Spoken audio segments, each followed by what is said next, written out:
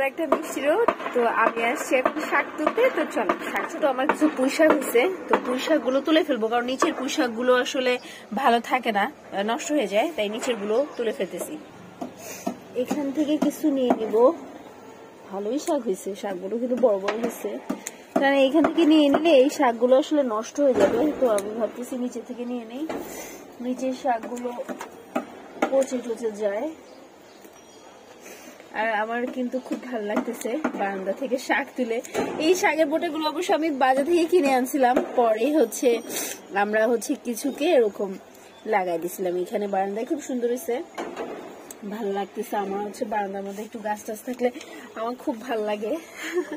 তো ভালোই পাচ্ছি। এখানে আরো আছে আমার, এইদিকেও বেশ শাক আছে, দেখাই আপনাদের।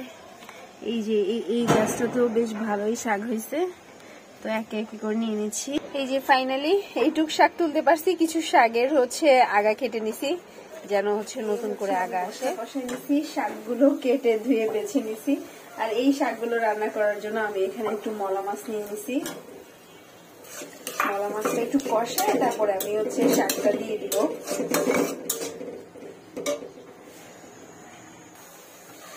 দুইটা কাঁচা মরিচ একটু ফ্রাই করে দিয়ে দিলাম। এরপরে এক পাশে দিয়ে আমি আসলে শাকগুলো দিয়ে দিব।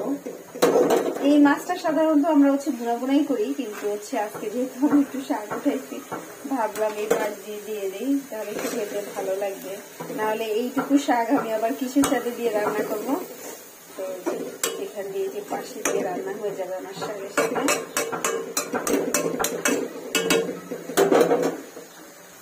দেখতে কিন্তু ভালো লাগতেছে, আর মাছটার না এত সুন্দর স্মেল বের হয়েছে।